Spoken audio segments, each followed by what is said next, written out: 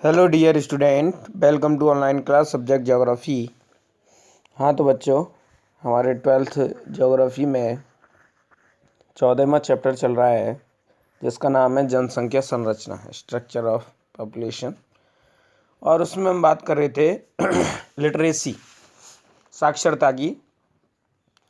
और साक्षरता में भी हमारा जो टॉपिक है, आज का जो टॉपिक है हमारा ये है राज्यों के अनुसार साक्षरता, कि भारत में कौन कौन से राज्यों में कितनी कितनी साक्षरता है, इसके बारे में बात करेंगे। तो आइए बच्चों देखते हैं कि भारत में औसत साक्षरता जो है वो 74.04% है। भारत की साक्षरता दर 2011 के अनुसार के आधार पर राज्यों को दो वर्गों में विभक्त किया जा सकता है। औसत साक्षरता के आधार पर जो हमारे भारत के राज्य हैं उन राज्यों को दो भागों में बांटा जा सकता है। मानचित्र आगे दिया हुआ है 14.3। पहला जो भाग है वह है राष्ट्रीय औसत से अधिक साक्षरता वाले राज्य। राष्ट्रीय औसत से अधिक साक्षरता वाले राज्यों में देखिए, इनमें केरल सर्वोच्च साक्षरता वाला, यानी सबसे अधिक साक्षरता केरल राज्य में 93.91% के साथ ये प्रथम स्थान पर है केरल। इसके बाद में दूसरा है लक्षद्वीप 92.2%। तीसरा है मिजोरम 91.58% क्रम से द्वितीय और तृतीय स्थान पर हैं। लक्षद्वीप जो है वो केंद्र शासित प्रदेश है। अगर राज्य में बात करें तो राज्य में केरल सबसे ज़्यादा है, दूसरे स्थान पर मिजोरम आता है। पुरुष साक्षरता की बात करें, पुरुष साक्षरता दर में लक्षद्वीप सबसे ज़्यादा 96.11% प्रथम स्थान पर है, तथा केरल जो है वो 96.10% द्वितीय स्थान पर रहे हैं। महिला साक्षरता की जो सर्वोच्च दर है वो केरल में ही है, 92% दर्ज हुई है। तो ये तो राष्ट्रीय औसत से अधिक साक्षरता वाले राज्य है। अब आता है दूसरा जो वर्ग है वो है राष्ट्रीय औसत से कम साक्षरता वाले राज्य। जो हमारे भारत की जो साक्षरता दर है 74.04, उससे कम साक्षरता वाले राज्य। तो इसमें सबसे कम, पूरे राज्यों में सबसे कम बिहार राज्य में साक्षरता है, वो है 63.82%, जो सभी राज्यों में सबसे कम है, न्यूनतम है। राष्ट्रीय औसत से कम साक्षरता वाले राज्यों में जम्मू कश्मीर 68.74%, राजस्थान 67.06, राजस्थान का ध्यान रखना, 67.06%, मध्य प्रदेश 70.63, उत्तर प्रदेश में 69.72% साक्षरता, झारखंड में 67.63, उड़ीसा में 73.45, अरुणाचल प्रदेश में 67% तथा असम में 73.18 आदि मुख्य हैं। तो बच्चों ये तो थे अधिकतम और न्यूनतम वाले राज्य। अब बात करते हैं, देखिए राष्ट्रीय औसत से कम पुरुष साक्षरता दर भी न्यूनतम जो है वो बिहार में है 73.5% तथा अरुणाचल प्रदेश में 73.69% है। जबकि महिला साक्षरता का जो न्यूनतम प्रतिशत है वो सबसे कम है राजस्थान। पहले बिहार हुआ करता था बच्चों, आज 2011 के अनुसार राजस्थान में सबसे कम महिला साक्षरता पाई जाती है 52.70% तथा उसके बाद में आता है बिहार 53.30% दर्ज हुआ है। इसके बाद देखिए बच्चों, साक्षरता का क्षेत्रीय प्रतिरूप। साक्षरता का क्षेत्रीय प्रतिरूप यानी हमारे देश में क्षेत्रों के आधार पर साक्षरता कैसी है। तो देश में साक्षरता दर सन 1961 के बाद तेजी से वृद्धि हुई, लेकिन इस बढ़ती साक्षरता दर का जो भौगोलिक रूप है में क्षेत्रीय विश्लेषण किया जाए तो स्पष्ट होता है कि साक्षरता में तीव्र वृद्धि का क्षेत्रीय जो स्वरूप है वह कैसा है, असमान है। यानी हमारे भारत में सभी जगह साक्षरता में जो वृद्धि हुई है वो एक साथ या एक जैसी नहीं है, उसमें भी भिन्नता पाई जाती है। साक्षरता के क्षेत्रीय प्रतिरूपक का विश्लेषण इसके भौगोलिक कारणों को उभारने में और अधिक सहायक हो सकता है। जो भौगोलिक कारक हैं बहुत सारे, उनके कारण साक्षरता भी प्रभावित होती है। मानचित्र 14.3 से स्पष्ट है कि संपूर्ण देश में साक्षरता के निम्नलिखित क्षेत्रीय प्रतिरूप उभर कर आते हैं। तो हम बच्चों देख सकते हैं इस मानचित्र में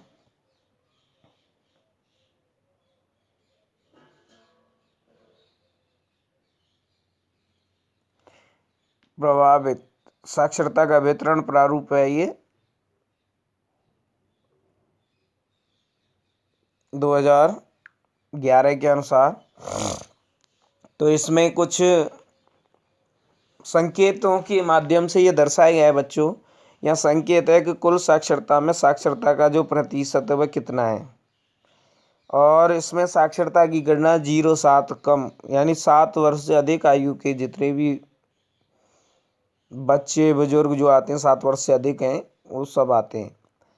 तो इसमें देखिए बच्चों, सबसे पहला जो वर्ग है वह है 55% से कम वाले साक्षरता दर वाले राज्य।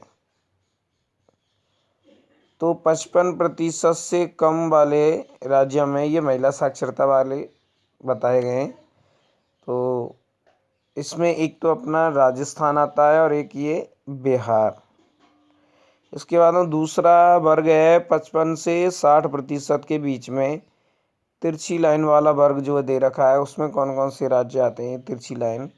ये आपका जम्मू कश्मीर आता है, उत्तर प्रदेश, मध्य प्रदेश, ये झारखंड है, ये अरुणाचल प्रदेश है। इसके बाद में यही राज्य हैं बच्चों। इसके बाद में अगला आता है 60% से 65% वाले खड़ी लाइन वाले राज्य कौन से हैं?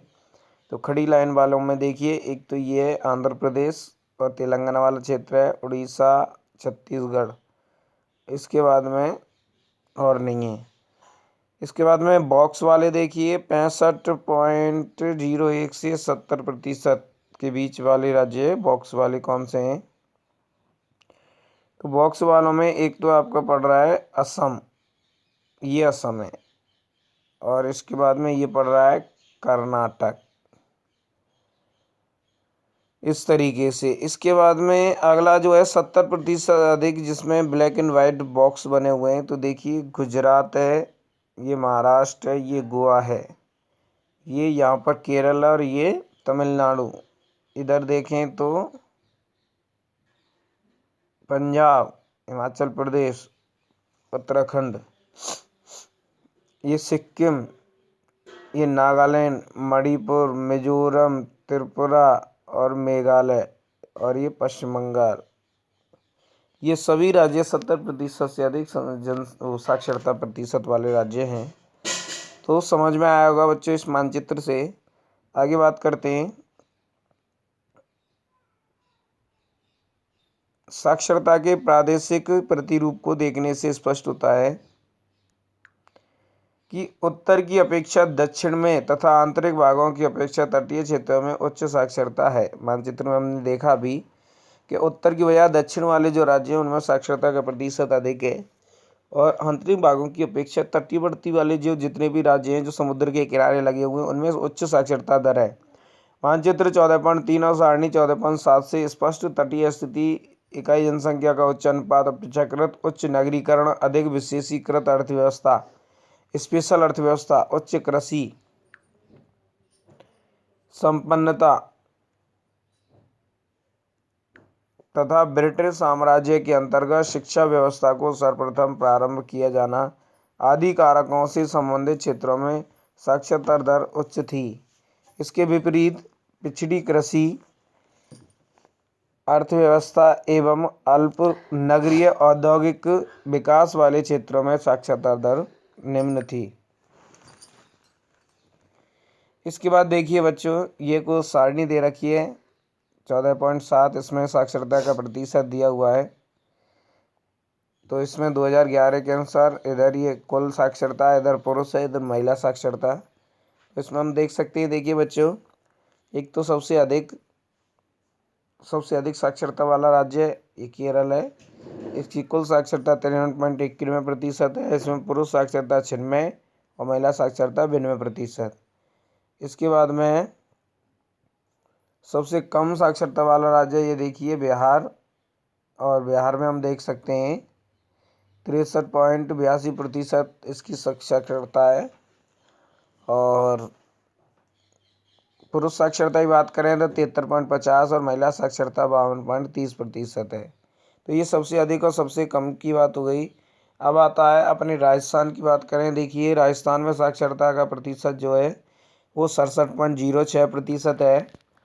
और पुरुष साक्षरता 80.50%, और महिला साक्षरता जो कि सबसे कम है वह है 52.70%। तो उक्त सारणी से हम देख सकते हैं सभी राज्यों की साक्षरता दर दे रखी है। और इधर अगर हम बात करें केंद्र शासित प्रदेशों में, तो केंद्र शासित प्रदेशों में सबसे ज़्यादा जो है वो लक्षद्वीप की है 92.28%। इसके बाद में पुरुष साक्षरता 86.10 और महिला साक्षरता 88.20% है। इस तरीके से हम देख सकते हैं केंद्र शासित प्रदेशों की साक्षरता। हम देख सकते हैं कि राज्यों की अपेक्षा केंद्र शासित जितने भी प्रदेश हैं उनकी साक्षरता दर काफ़ी अच्छी है, अधिक है। इसके बाद देखिए बच्चों, अब आता है भाषाई वर्ग। भाषाई वर्ग देखिए,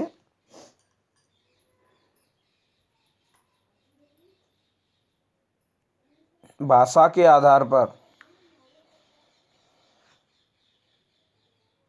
स्वतंत्रता के पश्चात भारत में भाषाओं को प्रधानता देते हुए विभिन्न राज्यों का गठन किया गया। जब हमारे भारत को आज़ादी मिली 15 अगस्त 1947, उसके बाद से हमारे भारत में राज्यों का एकीकरण शुरू हुआ और राज्यों का गठन जो था वो भाषाओं के आधार पर किया गया। जिस राज्य की जो भाषा है उसके आधार पर उसका गठन किया गया। इससे विभिन्न भाषाओं के भौगोलिक वितरण को एक नया प्रारूप मिला है। भारत एक भाषाई विविधता वाला देश है। भारत एक ऐसा देश है जिसमें अनेक प्रकार की भाषाएं बोली जाती हैं, भाषाई विविधता पाई जाती हैं। विदेशी विद्वान ग्रियर्सन के अनुसार, एक विद्वान थे विदेशी जिनका नाम था ग्रियर्सन ने, उन्होंने देश में 1903 से 1928 तक हुए सर्वेक्षण के अनुसार भारत में 197 भाषाएं बताईं एवं 544 लगभग बोलियां बोली जाती हैं, ऐसा उन्होंने बताया। और 1961 में भारतीय जनगणना विभाग ने 1018 विभिन्न भाषाओं एवं बोलियों के बारे में पता लगाया था। 1961 में जनगणना हुई थी उसमें। और भारतीय संविधान में 22 भाषाएं जो हैं वो अनुसूचित हैं, 22 भाषाएं वर्णित हैं जो हमारे भारतीय संविधान में मान्यता प्राप्त है। भारतीय भाषाओं को उनकी बोली और उत्पत्ति के आधार पर 4 समूहों में वर्गीकृत किया गया है। तो बच्चों सबसे पहले देखिए इंडो यूरोपियन, दूसरी है द्राविडियन, तीसरी है साइनो तिब्बतन और चौथी है ऑस्ट्रो एशियाटिक। देश में 98% भाषाएं जो हैं, 98% भाषाएं जो प्रथम 2 समूहों से संबंध रखती हैं। प्रथम ये दोनों समूह हैं, इनमें 98% भाषाएं बोली जाती हैं, तो ये संबंध रखती हैं। समय के साथ साथ इन सभी भाषाओं के सापेक्षिक महत्व में परिवर्तन होता रहा है।